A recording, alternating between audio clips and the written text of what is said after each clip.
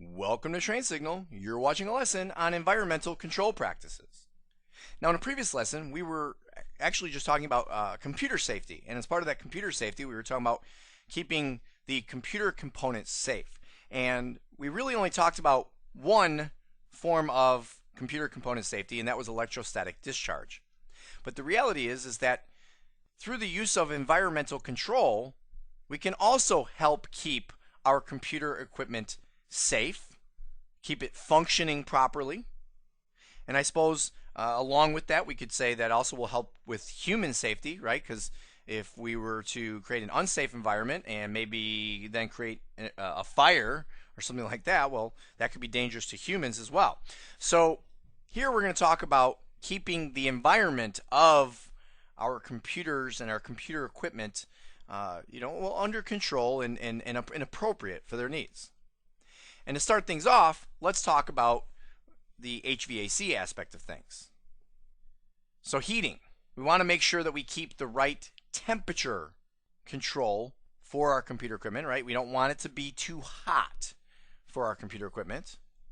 And I suppose technically we could say we don't want it to be too hot and we don't want it to be too cold. Cold can cause other issues as well. Now I will tell you, it would have to get real cold before you're going to start seeing big issues with your computer equipment. But here's where cold can actually hurt you. Once we start warming up from the cold, we can create what's called condensation. Okay, there's a moisture that gathers onto the equipment, and of course that moisture can then cause a circuit to short out. Okay, so that's where cold can also be a problem. And where you see that the most is not just, you have computers in a room and it gets cold and then it gets warm. You don't see it too much there because you don't see it fluctuate that much. But it's if you were ever bringing computer equipment in from the cold. Maybe you were transporting it, or maybe it was being stored somewhere very cold. Before you turn it on, make sure it warms up to an appropriate temperature and allow it time to allow that condensation to dry off. Another big issue is ventilation. Making sure we have proper airflow through our computer equipment. Now this will help keep it cool, but it'll also, the proper ventilation also is a safety issue in the sense that if there was some form of, we'll say, toxic fume or something that were to be created, or if you were to have an electrical fire, and which would then very often create these toxic fumes, you want to make sure that you don't want that to be able to gather in one place, which could then become a human hazard if you were to come in contact with that particular place. So you want to keep things properly ventilated, and you want to also keep the air conditioned. Now, a lot of people think of air conditioning and they think, all right, well, air conditioning means keep it cool. But air conditioning is not just a matter of keeping the air cold. It's keeping the air conditioned, which has to do with not just temperature, but also humidity levels, and again, even ventilation. So let's talk about some of these recommendations. Temperature. It is recommended that you keep your equipment. Optimal would be in an environment that is 68 to 76 degrees Fahrenheit. And if you are in a part of the world that doesn't use Fahrenheit, I will convert that for you. They say it's 20 to 24 degrees Celsius. Humidity, again, you don't want it to be very humid. You want it to be in a dry. You want things to be in a cool, dry environment. All right, so they say to keep it at somewhere in the area of 20 to 60% humidity. And then there's also a filtration aspect of things. You don't want direct sunlight coming in. Some of the UV lights can also cause problems. Okay, so these are just some of the general recommendations to keep in mind. Now, how about power controls, right? So we talked about HVAC, right? Keeping the temperature and keeping the humidity levels, keep good ventilation, filtration. But now let's move on into power. We talk about air conditioning. Let's talk about power conditioning. A variation in power, or what's sometimes known as a spike or a surge, right? So we can have normal electricity that's coming in, right? We're plugged in. We have electricity flowing. We might have a spike or a surge in that power. Well, that can cause damage or even destroy electrical components. So we need to protect against this by using surge suppressors to filter these spikes or these surges in electricity. All right, so These are very often what looks like nothing more than a power strip. But if you're going to go ahead and get a power strip that you're going to plug all your computer equipment into, right? Very often, you have an outlet in the wall, but you just have one or two plugs available, and that's not enough. So you go get this power strip so you can have 6, 7, 8, 9, 10 different outlets for your computer and your monitors and your printer and everything else. Well, you want to make sure that you're not getting just a power strip. You want it to be one that is also a surge suppressor. And the idea is that basically this power strip has a breaker of sorts. Some of the cheaper ones or older ones might actually have a fuse. And the idea behind these fuses or these breakers is that if a surge of energy, okay, if there was a spike in energy that were to exceed a certain level of power, usually rated in amps, so you get too much flow of energy coming through, it either pops the breaker, which means the breaker just like flips the power strip off so that it's not allowing electricity to pass through it anymore, or in the case of a fuse, it might actually burn out the fuse, and then it literally burns away, and then again, no more electricity can pass through until you put a new fuse in. With the breakers, it's much more convenient because there's a reset button that you can push. But the idea here is that if you were to have this surge or spike in electricity, your computer equipment would not be affected by it because the little power strip, that little surge protector, will go ahead and catch it first. Now, we may have to also deal with the opposite side of a surge or a spike. And that is if we have a power outage, right? We have a loss of electricity. And that's where we want to go ahead and use something called a UPS, an uninterruptible power supply. Now, I want to point out to you, by the way, that these power outages, there's two different forms of power outage. There's what's called a brownout, and then there's a blackout. A brownout is where there's a dip in power, and a blackout is where there's a loss of power. UPSs can protect you against both. The idea behind a UPS is real simple. It's a backup battery. Okay, it's a set of batteries that are constantly being recharged by the energy coming from the wall outlet. And the idea is that you take your computer equipment, and I probably should have showed you the other side of this box that we're looking at, because on the other side there's a bunch of outlets on the box itself. So your computer equipment will plug into this box will then plug into the wall. If there is a dip in energy or a complete loss of energy from the wall, then the batteries kick in, keep your computer equipment up and running. I will also tell you that very often you can kill two birds with one stone because many of these UPSs also have surge protection built in. Okay, so now you're protecting against a loss of energy or a surge of energy. Either direction, you're good to go.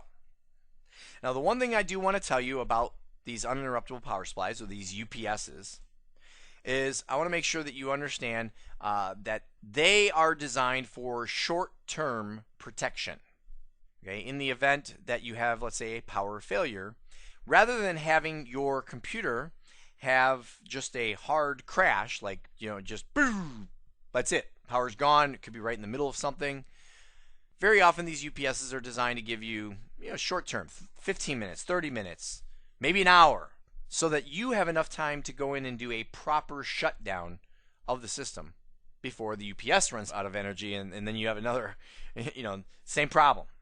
If you have computer equipment that it's vital that you keep up and running for a longer period of time, in the event that you lose the power from the electric company, then you want to go into a backup generator.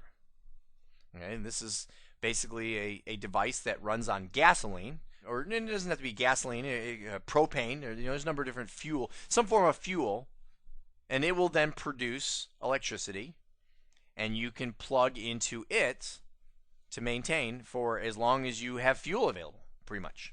Okay, as long as you have fuel, you keep your generators going, and if your generator's going, well, then you have electricity.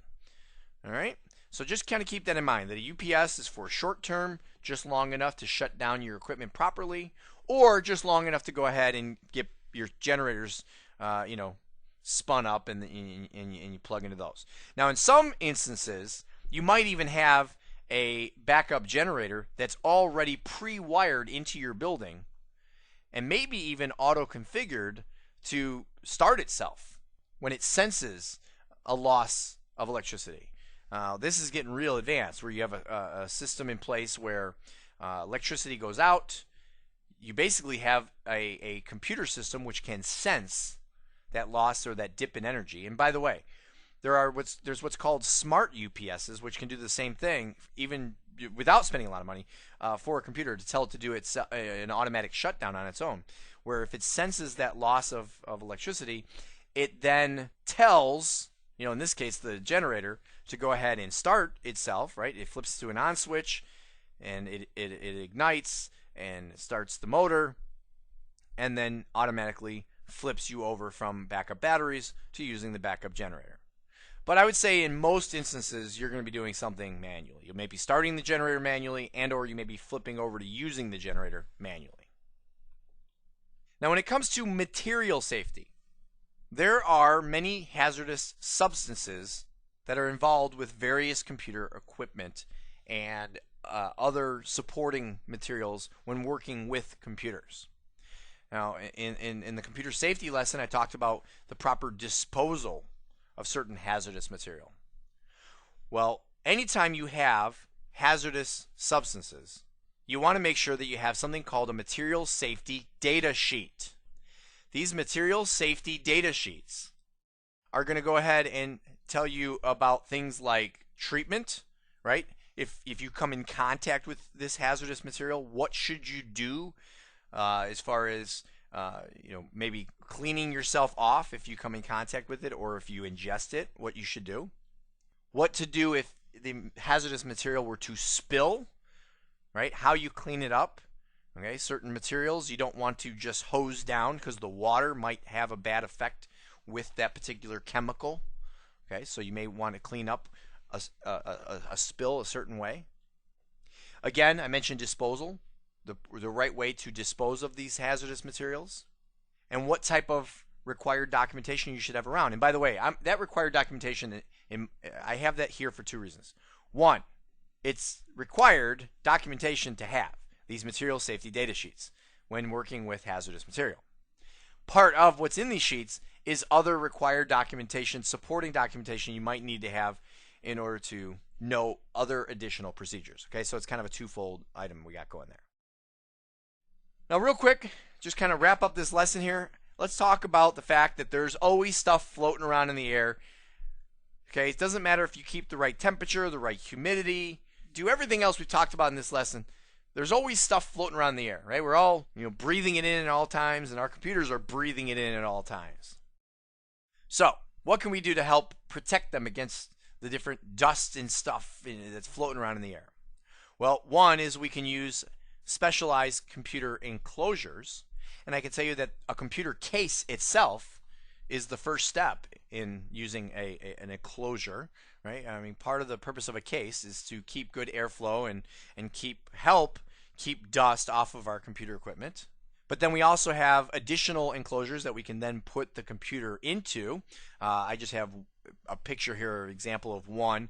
You'll notice it's kind of a box, and the box has certain ventilation openings, but there's less dust that's going to get in there than if it was just out in the open air. But to take things a step further, there are also air filters, and they come in all sorts of different shapes and sizes. It depends on what exactly you're trying to filter.